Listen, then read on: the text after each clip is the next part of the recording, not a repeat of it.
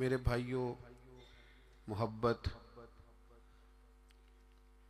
دل کی وابستگی، روح کا میلان، اس کو کہا جاتا ہے۔ دل انسانی جسم کا بادشاہ ہے۔ جو چیزیں دل میں پنپتی ہیں، جو خواہشات دل کے اندر قرار پکڑتی ہیں، سارا وجود وہی کرتا ہے۔ انسان کا پورا نظام اسی دل کی فرما برداری کرتا ہے۔ لیکن ہوتا یہ ہے کہ نہ چاہتے ہوئے بھی، سمجھ بوجھ رکھتے ہوئے بھی، چیزوں کے مضر اثرات سے آگاہی رکھتے ہوئے بھی بعض اوقات دل ایسی چیزوں کی طرف میلان کرتا ہے جو بڑی نقصان دہ ہوتی ہے۔ انسان کے وجود کا بھی، اس کی روح کا بھی، اس کے باطن کا بھی وہ چیزیں بہت زیادہ نقصان کرتی ہیں، لیکن انسان ان سے بعض اوقات نجات نہیں حاصل کر پاتا۔ مثلا سب کو پتہ ہوتا ہے کہ ہرس، لالچ، ہوس یہ کوئی اچھی چیز نہیں۔ اللہ تعالیٰ اگر ضروریات کا رزق عطا کر دے اور ضروریات پوری ہونے لگ جائیں تو بہت اچھا ہے، لیکن نہ چاہتے ہوئے بھی بعض لوگ مال کی ہرس میں، ہوس میں، لالچ میں مبتلا ہو جاتے ہیں۔ یہ محبت دن بدن بڑھتی چلی جاتی ہے۔ وہ خود اپنے آپ سے کئی دفعہ سوال کرتے ہیں کہ یا دل تو نے تو ایک دفعہ یہ کہا تھا کہ بس میری ضروریات پوری ہونے لگ جائیں، 2 وقت کی روٹی چلنے لگ جائے، بچوں کے اخراجات نکلنے لگ جائیں، سر چھپانے کو ایک مکان مل جائے تو کافی ہے، اب تو کدھر نکل گیا؟ بہت سارا اس سے بڑھ کر اللہ نے فضل کر دیا، خواہش سے بڑھ کر عطا کر دیا، لیکن کہیں ٹھہراؤ نہیں ہو پا رہا، دل روک نہیں رہا۔ روز مال کی محبت، مال کا لالچ بڑھتا چلا جاتا ہے۔ یہ اس قدر زیادہ نقصان کرتا ہے کہ نبی کریم صلی اللہ تعالی علیہ وسلم نے ارشاد فرمایا کہ دنیا کی محبت ہر گناہ کی جڑ ہے۔ یعنی لوگ سمجھتے ہیں کہ معمولی بات ہے کہ میرے دل میں مال کی محبت بیٹھ گئی ہے، لیکن یہ بڑا گہرا مرض ہے۔ بعض لوگ کہتے ہیں نا کہ یہ مرض آ جائے تو اس کی وجہ سے 70 مرض اور بھی لگ جاتے ہیں۔ تو یہ دنیا کی محبت وہ مرض ہے، مال کی محبت وہ بیماری ہے کہ جس کی وجہ سے سینکڑوں امراض پیدا ہوتے ہیں، حلال حرام کی تمیز اٹھ جاتی ہے، رشتوں کا تقدس پامال ہو جاتا ہے، بہن بھائیوں کے رشتوں میں دراڑ آ جاتی ہے۔ لوگ اس مال کی محبت میں مبتلا ہو کر خونی رشتوں تک کو بھول جاتے ہیں۔ تو اگر محبت کو صحیح رستہ نہ ملا، یہ محبت الہی اور محبت رسول صلی اللہ تعالی علیہ وسلم کے خوبصورت عنوانات کی عادی نہ ہوئی، تو پھر یاد رکھیے گا کہ مال کی محبت تو پورے طور پر اجاڑ دے گی، اندر کو تباہ کر دے گی۔ ایک دوسری محبت بڑا نقصان کرتی ہے، وہ ہے شہرت کی محبت۔ میں چاہا جاؤں، میری شہرت ہو جائے، لوگ مجھے جانیں، کوئی ایسا طریقہ اپناؤں جس کی وجہ سے دنیا کے اندر فیمس ہو جاؤں، لوگ میرا نام لینے لگیں۔ آپ یقین کریں، سوشل میڈیا کے اوپر بڑے بڑے وزادار، بڑے بڑے باریش لوگ، بڑے بڑے اچھے اور اچھی قد و قامت اور اچھا نام رکھنے والے لوگ فقط مشہور ہونے کے لیے وہ حرکتیں کرتے پھرتے ہیں کہ کوئی بھی سنجیدہ آدمی دیکھے تو شرم سے اس کی نظر جھک جاتی۔ یہ شہرت، اس کا لالچ، یہ شہرت کی طلب اور شہرت حاصل کرنے کے لیے ایسے خطرناک طریقوں کا حصول، شہرت حاصل کرنے کے لیے ایسے کمزور اور ایسے اخلاق سے گرے ہوئے رویے کا انداز، تباہ کر دیا اس نے دنیا کو، اجاڑ کے رکھ دیا ہے لوگوں کو۔ آپ یقین کریں، اچھے بھلے سمجھدار لوگ تھے، اچھے بھلے معاملہ فہم لوگ تھے، الجھ گئے ہیں، ذہن بن گیا ہے کہ بس جو کچھ ہے وہ یہی شہرت ہی ہے۔ او میرے بھائیو سنو، حضرت مولا علی شیر خدا فرماتے، مصنف ابن ابی شیبہ میں موجود ہے، حضرت مولا کائنات فرماتے ہیں اسے مبارک ہو جسے تھوڑے لوگ جانتے ہیں، وہ قابل مبارکباد ہے جس کا تعارف کم لوگوں میں، زیادہ لوگوں میں جس کی شناخت نہیں ہے۔ میرے بھائی، آپ کبھی ان لوگوں سے پوچھ کر تو دیکھو، ان سے کبھی ملاقات تو کرو جو بڑے مشہور ہو گئے، کبھی ان کی تنہائی میں ان کے پاس تو بیٹھو، ان سے پوچھو تو صحیح، اس شہرت کے سبب سے انہیں کچھ ایسے کام بھی کرنا پڑتے ہیں جو وہ کرنا نہیں چاہتے، انہیں کچھ ایسے رستوں سے بھی گزرنا پڑتا ہے جہاں سے گزرنے کا کبھی انہوں نے سوچا بھی نہ تھا۔ وہ تو چاہتے تھے کہ کوئی تنہائی ہوتی، قرآن مجید کا نسخہ ہوتا، 500 دانے والی تسبیح ہوتی، کہیں مصلے کا نور ہوتا، دل میں ہو یاد تیری گوشہ تنہائی ہو، پھر تو خلوت میں عجب انجمن آرائی ہو۔ دل چاہتا تھا، لیکن یہ شہرت، اس کی طلب، ہاں ایک بات ہے، اگر آپ شہرت چاہتے ہیں، معروف ہونا چاہتے ہیں، مشہور ہونا چاہتے ہیں، بہت سارے لوگوں میں چاہتے ہیں کہ آپ کا نام سنہری حروف سے ہو اور زیادہ لوگ آپ کو جانے پہچانے، تو قرآن مجید نے نسخہ دیا ہے، فرمایا ان الذین آمنوا وعملوا الصالحات سیجعل لهم الرحمن ودا، جو ایمان لانے کے بعد نیک عمل کرے گا رب لوگوں کے دلوں میں محبت پیدا فرما دے گا، رحمان ایسا ماحول بنا دے گا کہ ان لوگوں کے دلوں میں، اللہ تعالیٰ لوگوں کے دلوں میں اس بندے کی محبت پیدا کر دے گا۔ ایک اور محبت ہوتی ہے، اولاد کی محبت، بڑی اچھی محبت ہے، ہونی چاہیے، لیکن اگر یہی اولاد شریعت کے راستے میں آنے لگے، اگر یہی اولاد اس طرح کا رویہ اختیار ہونے لگے کہ آپ کو اس کی خاطر حلال حرام کی تمیز بھولنا پڑے، یا اولاد کہیں رکاوٹ بنے شریعت کی راہ میں، تو پھر قرآن مجید نے کہا انما اموالکم و اولادکم فتنہ، پھر یہ تمہارے لیے آزمائش ہے، پھر تمہیں تھوڑا غور کرنا پڑے گا، تمہیں پھر دیکھنا پڑے گا، پھر تمہیں توجہ کرنی پڑے گی کہ کہیں اللہ رسول کے راستے میں تو نہیں آ رہی۔ حضرت ابوبکر صدیق رضی اللہ تعالیٰ عنہ کے بیٹے نے ایک دفعہ کہا تھا کہ ابا جی، مسلمان ہونے سے پہلے جب بدر کے دن میں کفار کی طرف سے لڑتے ہوئے آ رہا تھا تو آپ میری تلوار کی زد میں آ گئے تھے، میں آپ کو قتل کر سکتا تھا پر میں نے باپ سمجھ کر کے چھوڑ دیا۔ تو سیدنا ابو بکر صدیق فرمانے لگے، بیٹا تو ابھی کلمہ نہیں پڑھتا تھا، تو نے مجھے باپ سمجھ کے چھوڑ دیا، اگر تو بدر والے دن میری تلوار کے نیچے آتا تو میں تجھے کبھی بیٹا سمجھ کے معاف نہ کرتا، دین کا مخالف سمجھ کے قتل کر دیتا۔ اس لیے کہ جو اولاد شریعت کے راستے میں آئے گی، دین کے راستے میں آئے گی، پیغام حق کے راستے میں آئے گی، اسے اولاد سمجھ کر درگزر تھوڑا کیا جائے گا۔ میرے عزیزو، وطن کی محبت بھی کبھی غالب آتی ہے، علاقے کی محبت بھی کبھی غالب آتی ہے۔ انسان جہاں پیدا ہوتا ہے، جہاں جوان ہوتا ہے، جہاں وقت گزارتا ہے، جہاں اس کے احباب ہوتے ہیں، جہاں اس کی دوستیاں ہوتی ہیں، جہاں اس کے تعلقات ہوتے ہیں، وہ محبت بھی کبھی غالب آتی ہے۔ لیکن یاد رکھنا، سارا کچھ ہی مکہ مکرمہ میں موجود تھا، وہیں پیدا ہوئے تھے صحابہ، وہیں دوستیاں تھیں، تعلق تھے، رشتہ داریاں تھیں، لیکن جب پتہ چلا نا کہ محبوب کو مدینہ پسند ہے تو پھر کسی نے بھی وطن سے پیار نہیں کیا، محمد عربی کے شہر سے محبت فرمائی ہے۔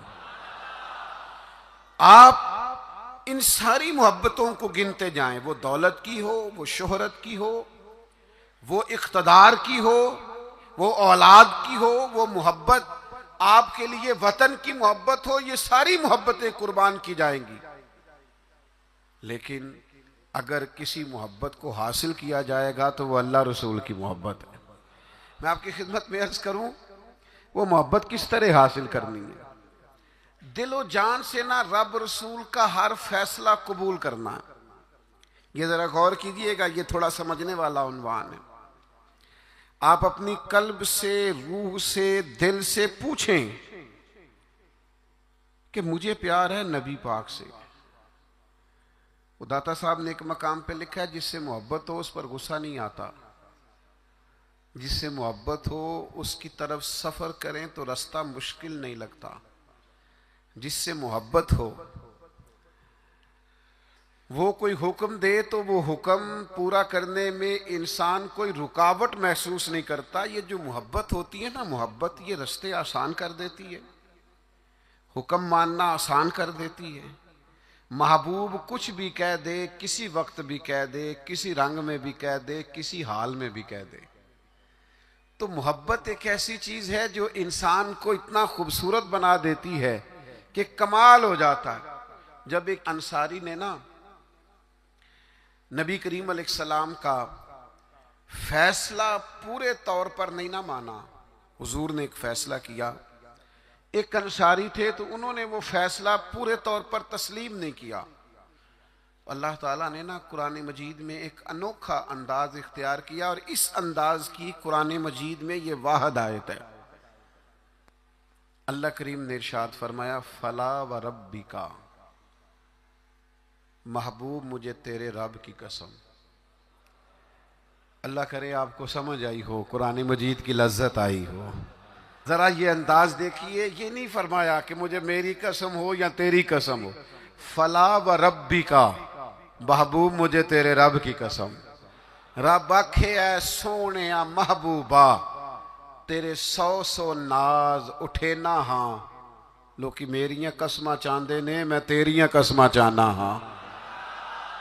فلا وربک، محبوب مجھے تیرے رب کی قسم، لا یؤمنون حتی یحکموک فیما شجر بینہم، محبوب یہ اتنی دیر تک مومن نہیں ہو سکتے جب کہ ہر معاملے میں تیرا فیصلہ قبول نہ کریں۔ اور پھر کیا کریں؟ ثم لا یجدوا فی انفسہم حرجا مما قضیت ویسلموا تسلیما، اور پھر اپنے دل میں اس فیصلے کے بارے میں ذرا سا بوجھ بھی محسوس نہ کریں، پورے طور پر اپنی گردن جھکا دیں محبوب تیرے فیصلوں پر۔ جب تک یہ والا رویہ اختیار نہیں نہ کرتے کہ تیرا ہر فیصلہ قبول ہو، تیری ہر بات قبول ہو، تیرا ہر رنگ قبول ہو، جب تک یہ تسلیم نہیں کرتے اتنی دیر تک رب ان کا ایمان قبول نہیں فرماتا۔ جب تک پورے طور پر قبول نہیں نہ ہوتے فیصلے۔ اچھا میں آپ کی خدمت میں ایک بات عرض کروں،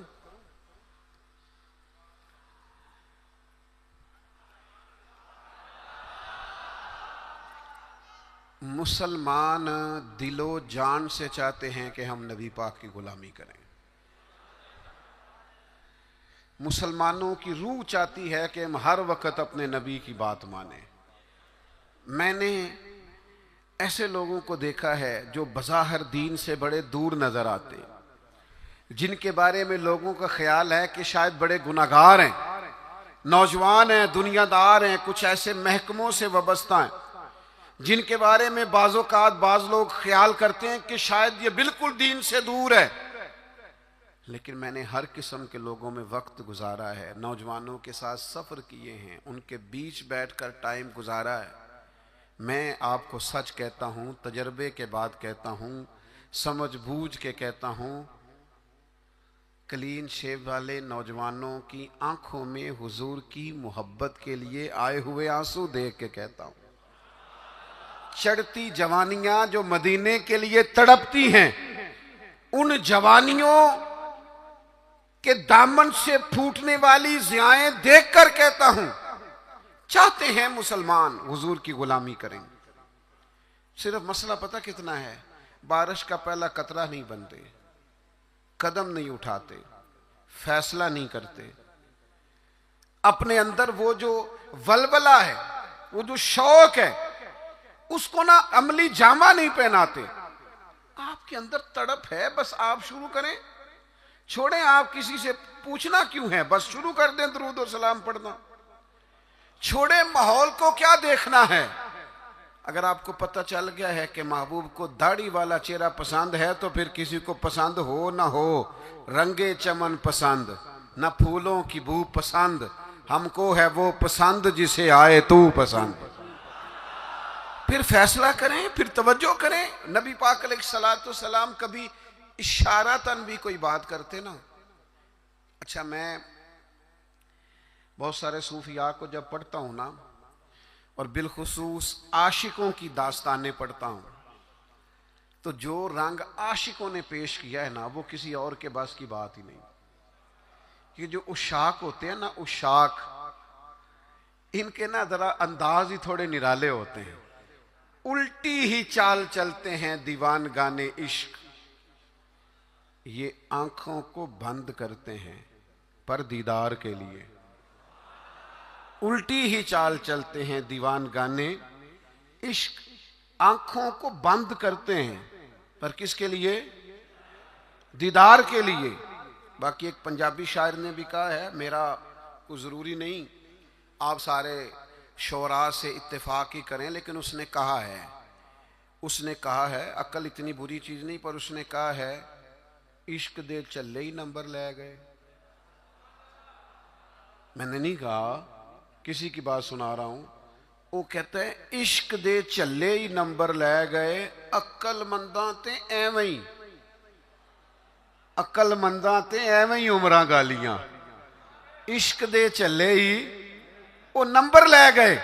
اور اقبال بھی کہتے ہیں بے خطر کود پڑا آتش نمرود میں عشق.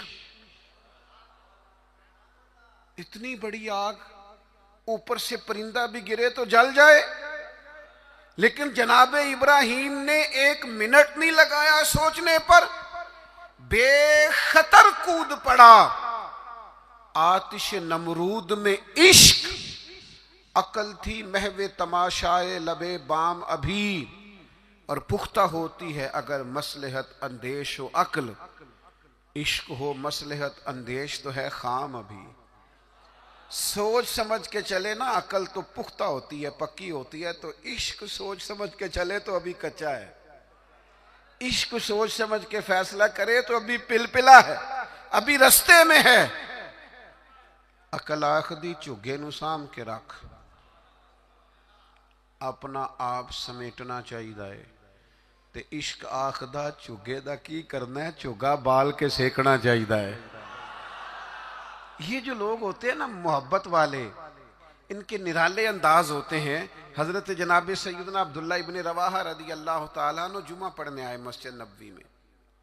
حضور نے کسی صحابی سے فرمایا بیٹھ جاؤ. یہ دوران گفتگو کبھی کبھی نظم و ضبط ٹھیک کرنے کے لیے کسی کو متوجہ کرنا پڑتا ہے. کبھی کبھی میں بھی پیار سے کہہ دیتا ہوں موبائل والے بھائی، یہ کہنا پڑ جاتا ہے. پھر کسی دفعہ اثر بھی ہوتا ہے کہ یار کوئی مطلب ناراض ہی نہ ہو جائے، یہ کہنا پڑ جاتا ہے. تو اب میں تو اس لیے کہتا ہوں کہ موبائل والے بھائی کہوں گا تو کوئی ناراض نہیں ہوگا، اس لیے کہ سارے ہی موبائل والے بھائی کے، اس میں ناراضگی والی یہ کسے باشد ہے، سارے ہی موبائل والے بھائی ہیں، کوئی انشاءاللہ بگڑے گا. بہرحال آپ توجہ کریں میری بات پر. تو کبھی کبھی نظم و ضبط ٹھیک کرنے کے لیے کہنا پڑتا ہے. تو حضور نے فرمایا بیٹھ جاؤ. کہہ دیا کسی کو.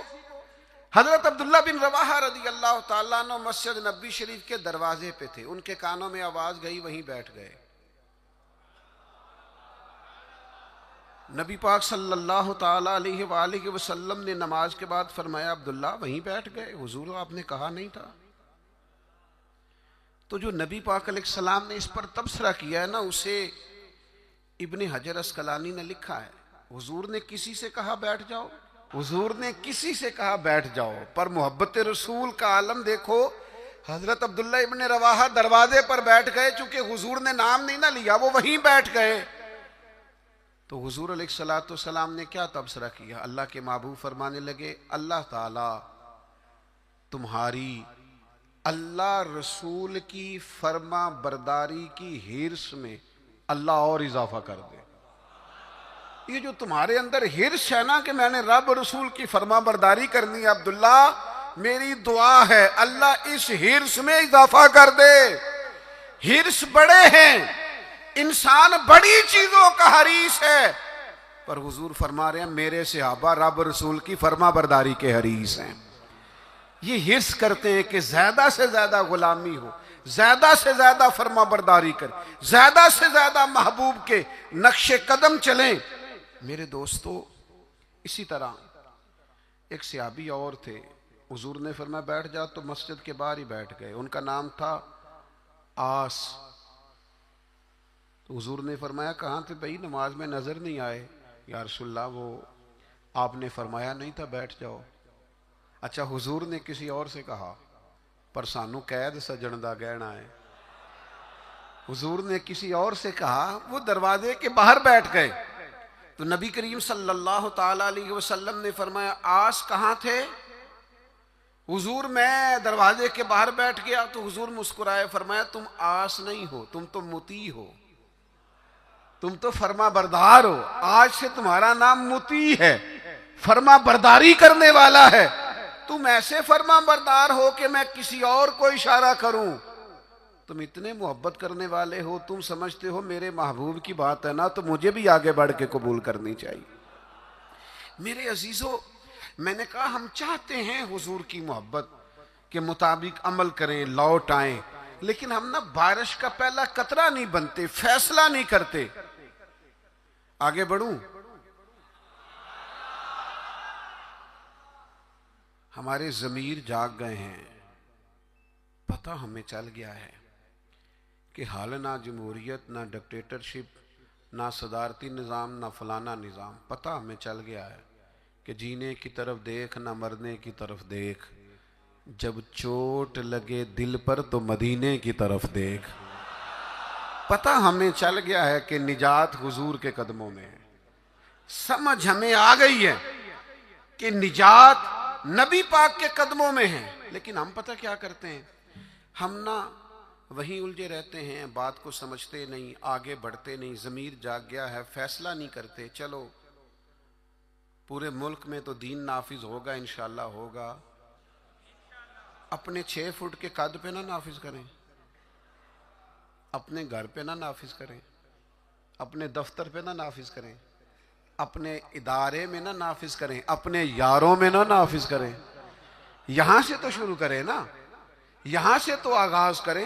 آپ یقین کریں، 5 دوست اگر آپ کہیں اکٹھے ہیں نا، 5 دوست، تو ایک دوست شروع کر دے جب بھی ملاقات ہو نبی کریم کی کوئی حدیث بیان کرے۔ ایک دوست کہنا شروع کر دے یار آؤ نا نماز پڑھنے چلیں۔ ایک، دیکھو میں نے 5 میں سے ایک کہا ہے، ایک کہنا شروع کر دے یار بس آپ جھوٹ نہیں بولنا یار، بس بڑا ہو گیا۔ ایک صرف ان میں سے پیغام دے کہ نہیں یار دھوکہ دہی نہیں کرنی۔ ایک ان میں سے کہے کہ یار تھوڑا سا نا وقت اب ماں باپ کے لیے بھی نکالنا ہے، اب گھر والوں کے لیے بھی تھوڑا وقت دینا۔ ایک، میں ذمہ داری سے کہتا ہوں، وہ باقی 4 سامنے شاید مذاق اڑائیں، سامنے شاید کہیں بیٹھ جا تو اتنا نیک پتہ ہے ہمیں تیرا، لیکن میں سچ کہتا ہوں وہ سامنے آپ پر تنقید کریں گے، لیکن دل ان کا گواہی دے گا یار کہہ تو ٹھیک ہی رہا ہے۔ یہ دین کے اندر، یہ نبی پاک کی محبت کے پیغام کے اندر اللہ نے نا جاذبیت بڑی رکھی ہے، اس میں کشش بڑی رکھی ہے، اسلام کے اندر لچک بڑی رکھی ہے، اسلام کی فطرت میں قدرت نے لچک دی ہے، اتنا ہی یہ ابھرے گا جتنا کہ دبا دو گے۔ اس کے اندر سے ہمیشہ ضیاء پھوٹتی ہے، روشنی نکلتی ہے۔ آپ حضور کا پیغام دے دیں، مزاج بنائیں، کہہ دیں، آپ یقین کریں بڑا لطف آئے گا، بڑا مزہ آئے گا، اس کے اندر بڑا کرم ہوتا ہوا آپ کو دکھائی دے گا۔ آپ محسوس کریں گے کہ میرے کہہ دینے سے انقلاب آ گیا، بہتری آ گئی۔ آپ اس پیغام، اور یہ سب کے لیے بنائیں آپ، یہ کسی کے حق میں بھی کوئی بھی سامنے ہو، آپ کا نعرہ ہمیشہ محبت رسول کا ہونا چاہیے. وہ دوستوں کی محفل ہو، گھر میں ہو، دفتر میں ہو. بات ایک صحابی تھے حضرت برا بن مالک، نوجوان تھے. اچھا، جس طرح سیر کرنے کا مزہ جوانی میں ہے نا، کپڑے پہننے کا لطف جوانی میں ہے، سفر کرنے کا ذائقہ جوانی میں ہے. چلو مجھے کہہ لینے دو، کھانے پینے کا لطف بھی جوانی میں ہے. جس طرح دوستوں کے ساتھ آنے جانے، بیٹھنے، گپ شپ کرنے کا لطف جوانی میں ہے. او میرے بھائیوں، حضور سے عشق کرنے کا مزہ بھی جوانی میں ہے. یہ کبھی جوانی میں لگ جائے نا، عشق لگا سی کھیڈاں کھیڈ دینوں. کوئی نہیں سمجھ آئی آپ کو؟ اگر آئی ہوتی نا تو یقین کرو آپ کو سمجھ آ جاتی. اگر یہ سمجھ آئی ہوتی تو آپ کو سمجھ آ جاتی. عشق لگا سی کھیڈاں کھیڈ دینوں، تے مینوں کھیڈاں بھل دیاں بھل گئیاں. میں تے کجل پایا سی یار دے ویکھنے نوں، پھر میں او دی یاد وچ ہی روندیاں ڈل گئیاں. حیدر شاہ اس گلی کدے نہ رول دی، پر ہن تے رول دی رول گئیاں. مجھے کچھ دوست کہتے ہیں کئی دفعہ، آپ تھکتے نہیں؟ کبھی آپ بلوچستان میں ہوتے ہیں، کبھی آپ سندھ میں ہوتے ہیں، اگلے دن پتہ چلتا ہے کہ آپ لاہور کی کسی تقریب میں شریک تھے. پھر کچھ دنوں کے بعد ہمیں خبر آتی ہے کہ یہ تو بہاولپور پہنچ گئے. تو آپ تھکتے نہیں؟ تو میں کہتا ہوں کہ کبھی عرش پر، کبھی فرش پر، کبھی در بدر، کبھی ان کے در. غم عاشقی تیرا شکریہ میں کہاں کہاں سے گزر گیا، اور عدم سے لائی ہے ہستی میں آرزو رسول. کہاں کہاں لیے پھرتی ہے جستجو رسول. پر ایک شوق ہے ان سارے سفروں کا، ان ساری صحبتوں کا.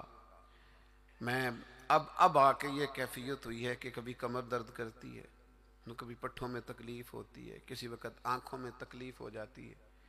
تو یہ سارے سفر، یہ ساری جد و جہد، کسی وقت عرض کرتا ہوں محبوب کی بارگاہ میں کہ عدم سے لائی ہے ہستی میں آرزو رسول. ہمیں کہاں کہاں لیے پھرتی ہے جستجو رسول. بس اتنی آرزو ہے کہ عجب نظارہ ہو میدان حشر میں بے دم، کہ سب ہوں پیش خدا اور میں روبرو رسول.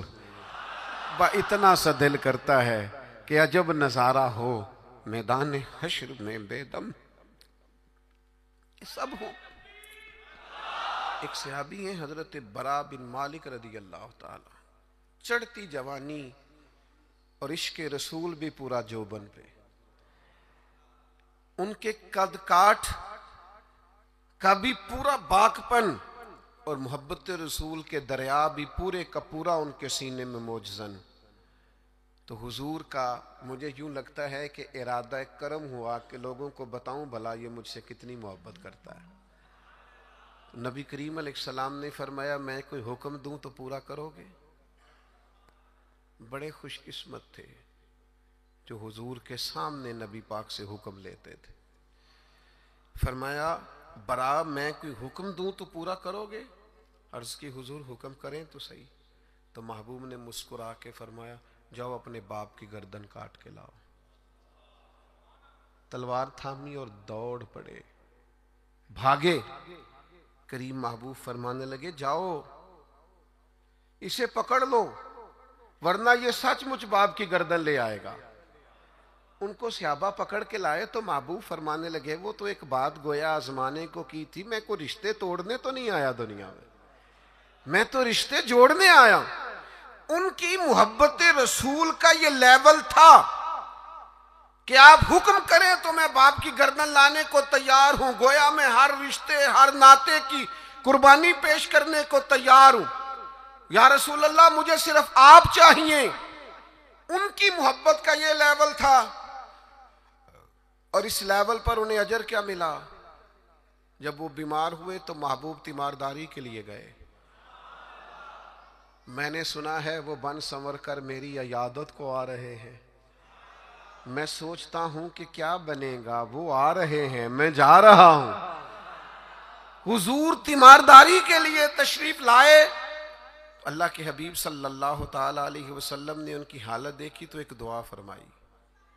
محبوب فرمانے لگے اے اللہ، دیکھیں اس دعا کا حسن دیکھیں، فرمایا اے اللہ جب برا بن مالک سے تیری ملاقات ہونا تو اس سے مسکرا کے ملنا جو تیری شان کے لائق ہے۔ اے اللہ تو اس سے مسکرا کے ملنا اور یہ تجھ سے مسکرا کے ملے۔ اور سنو میرے بھائیو، اس حدیث پاک کا نتیجہ سنو۔ اس کا نتیجہ علماء فرماتے ہیں یہ نکلتا ہے کہ جو مصطفیٰ کریم سے رج کے محبت کرے گا، کھل کے محبت کرے گا، ہر رشتے سے بڑھ کر حضور سے محبت کرے گا، اس کے اجر کے لیے حضور نے دعا فرمائی ہے جب قیامت میں اللہ کے حضور حاضر ہوگا تو رب اس سے مسکرا کے ملاقات کرے گا جو اس کی شان کے لائق، اور بندہ بھی رب سے مسکرا کے ملے گا۔ میرے عزیز یاد رکھیے گا کہ اپنی زندگی کے اندر حضور کی محبت ہمیشہ اپنا لیں۔ اچھا بعض اوقات نا نبی پاک علیہ السلام کی محبت کے لیے مشکل فیصلے بھی کرنے پڑیں گے، کٹھن رستوں سے بھی گزرنا پڑے گا۔ آپ کو سارا قبیلہ منع کرے گا، ساری برادری روکے گی، مجھے کہہ لینے دو، خاندان میں والدین بھی منع کریں گے۔ آپ کو محبت رسول کے رستے پر چلنا ہے تو بہت سارے احباب بھی آپ کو کہیں گے او یار دنیا کا بھی ماحول سمجھنا پڑتا ہے، حالات دیکھو بدل گئے۔ معاذ اللہ کچھ لوگ یہ بھی کہتے ہیں وہ زمانہ اور تھا یہ زمانہ اور ہے۔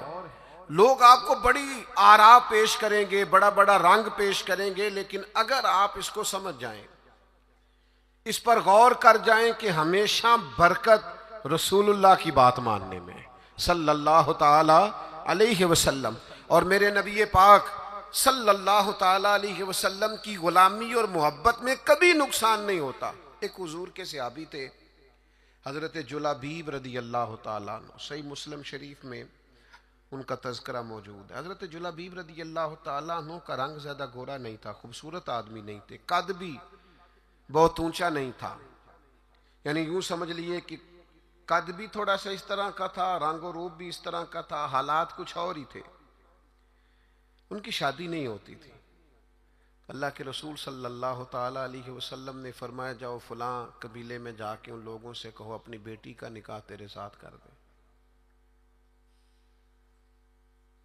وہ چلے گئے، ان لوگوں سے جا کے کہا، لیکن ان لوگوں نے جب حضرت جلابیب رضی اللہ تعالیٰ عنہ کا نام سنا نا، یہ وہی جلابیب ہیں جن کے بارے میں نبی پاک نے فرمایا یہ مجھ سے ہے اور میں اس سے ہوں۔ لوگوں نے جب آپ کا نام سنا تو ظاہر ہے بیٹی والے بڑا سوچا کرتے ہیں، ان کو غور کرنے کا پورا حق حاصل ہوتا ہے۔ انہوں نے کہا حضرت جلابیب نہ تو قد کاٹ ہے، نہ رنگ روپ ہے، نہ پاس کوئی پیسہ ہے، تو یہ کس طرح بات آگے چلے گی، کس طرح معاملہ بہتر ہوگا؟ انہوں نے تھوڑی لیت و لالا کی بات کرنے میں، سمجھنے میں تھوڑا وقت لیا۔ وہ جس بیٹی کے لیے پیغام نکاح لے کے گئے تھے وہ پردے کے پیچھے سے بولی، کہنے لگی آپ مجھے حضور کے حوالے کریں۔ فیصلہ اگرچہ مشکل ہے، رستہ اگرچہ کٹھن ہے، پر چونکہ نبی کریم نے فرمایا ہے لہٰذا آپ مجھے حضور کے حوالے کریں۔ اس خاتون کا نکاح اللہ کے محبوب کے حکم پر حضرت جلابیب سے ہو گیا۔ 2 دعائیں میرے نبی پاک نے دی۔ جب شادی ہو رہی ہے تو خاوند نہ زیادہ خوبصورت ہے، نہ مالدار ہے، نہ خوبصورت قد کاٹ ہے، 2 دعائیں اللہ کے محبوب صلی اللہ تعالی علیہ وسلم نے دی۔ کہا اے اللہ اس کے لیے ہر قسم کی خیر مقدر فرما اور اسے زندگی کی ہر تکلیف سے محفوظ فرما۔ کل تک وہ غریب تھی، فیصلہ کیا محبت رسول میں۔ فیصلہ مشکل ہوتا ہے لیکن کرنے کے بعد پتہ چلتا ہے جب تک بکے نہ تھے کوئی پوچھتا نہ تھا، تو نے خرید کر ہمیں انمول کر دیا۔ اور میں نے بڑا پہلے ایک شخص سے کہا تھا ایک امیدوار تھے اسمبلی کے، تو مجھ سے ملے تو مجھے کہنے لگے آپ تو توجہ ہی نہیں کر رہے، لوگ ہمیں بھی بڑے ووٹ دیتے ہیں۔ میں نے کہا آپ کو ووٹ دیتے ہیں، ہمیں تو جان دیتے ہیں۔ آپ کا ہمارا بڑا فرق ہے، تو آپ جو بات کر رہے ہیں وہ ٹھیک ہوگی، لیکن جب تک بکے نہ تھے کوئی پوچھتا نہ تھا، تو نے خرید کر ہمیں انمول کر دیا۔ نبی پاک نے دعا دی، اے اللہ خیر مقدر کرنا، ہر تکلیف سے محفوظ رکھنا۔ صحابہ فرماتے ہیں پھر اسی خاتون کو ہم نے دیکھا، نہ مدینے میں انصار میں اس سے زیادہ کوئی مالدار خاتون تھی اور نہ اس سے زیادہ خرچ کرنے والی کوئی خاتون تھی۔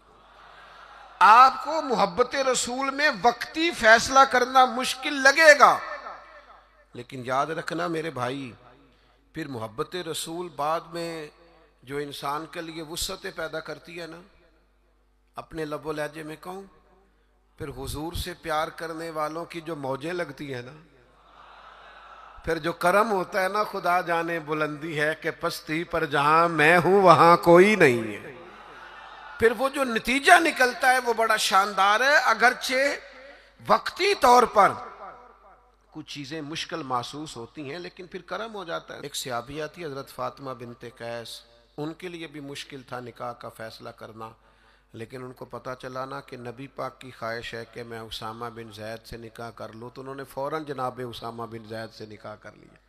حضور کی خواہش کو پیش نظر رکھا۔ دو تین چیزیں ہمیں سمجھنی ہیں، بس بات سمیٹنے لگا ہوں۔ ایک تو جہاں جہاں نبی پاک نے حد بندی کی ہے نا، اس حد بندی کو کبھی نہیں توڑنا۔ جو حدود، جو دائرے، جو قوانین نبی کریم نے بیان فرما دیے ہیں، ان سے کبھی تجاوز نہیں کرنا۔ دیکھو سونے کی انگوٹھی حضور نے مرد کو حرام قرار دی، سارا زمانہ بھی کہے تو یہ ہاتھ پر پہننی نہیں چاہیے۔ کچھ چیزیں ہیں جن میں حضور نے نا حد بندی کر دی۔ پیتل تانبا مرد کے لیے نہیں جائز، نہ پہنے آپ، ریشم کا لباس نہ پہنے۔ جہاں حضور نے تعین کر دیا حدود کا، آپ کوئی اتنا مشکل مسئلہ نہیں ہے۔ آپ اس پہ، ایک صحابیہ تھیں، ان کا سگا بھائی انتقال کر گیا،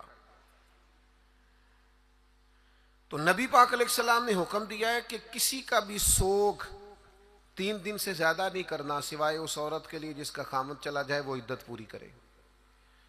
تو صحابیہ 3 دن کے بعد اٹھیں، خوشبو لگائی، دھلے ہوئے کپڑے پہنے، وقتی طور پر اس وقت جو مروج زینت تھی وہ زینت اختیار کی، اور پھر کہنے لگی مجھے اس زینت کی ضرورت نہیں تھی، پر چونکہ نبی پاک نے فرمایا 3 دن سے زیادہ سوگ نہیں کرنا، لہٰذا میں اٹھ کے اس لیے کپڑے بدلے ہیں کہ میں کسی اور کی طرف نہیں دیکھنا چاہتی، مدینے والے محبوب کی شریعت کی طرف دیکھنا چاہتی ہوں۔ جو حدود نبی پاک صلی اللہ علیہ وسلم نے ہمارے لیے مقرر فرمائی ہیں، ان سے کبھی بھی ہم نے تجاوز نہیں کرنا۔ دوسری بات یہ ہے کہ محبت رسول کا ہم سے تقاضا یہ ہے کہ جب رب رسول کو راضی کرنا ہو نا، پھر اپنی ذات نہیں دیکھنی، میرا قد بہت بڑا ہے تو فلاں سے معافی مانگوں، میں اتنا بڑا آدمی ہوں تو اب میں جھک جاؤں، مجھے اتنے لوگ جانتے ہیں تو اب میں جناب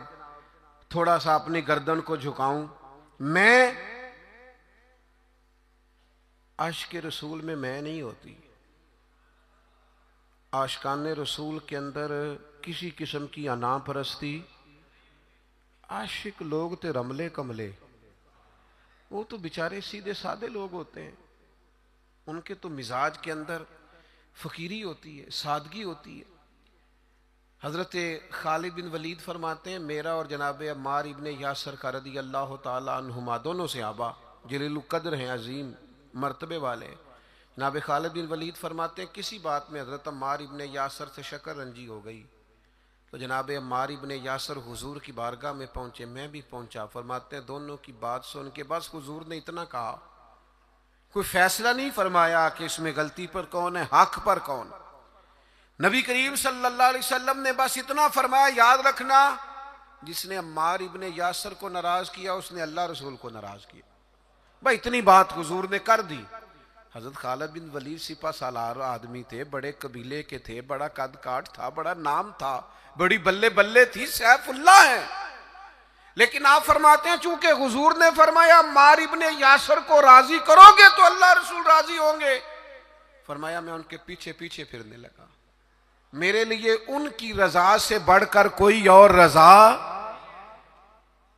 اور کوئی رضا حیدر شاہ اس گلی کدے نہ رول دی، پر ہن تے رول دی رول گئیاں جب نبی پاک نے فرمایا ہے کہ یہ رضا. دیکھیں نا، حضور نے حضرت اسامہ بن زید کو لشکر کا امیر بنایا تھا، حضور کا وصال ظاہری ہوا تو حضرت ابو بکر صدیق کو لوگوں نے مشورہ دیا کہ آپ اس نوجوان کو، یہ بالکل جوان ہے ابھی، بڑے بڑے کبار صحابہ موجود ہیں، کسی اور کو بنا دیں. فرمایا اسے پیچھے کروں جسے مدینے والے محبوب نے آگے لگایا ہے، بلکہ ان کو گھوڑے پہ سوار کر کے خود اسی گھوڑے کی لگام پکڑ کے جناب صدیق اکبر امیر المومنین پیدل چل رہے ہیں.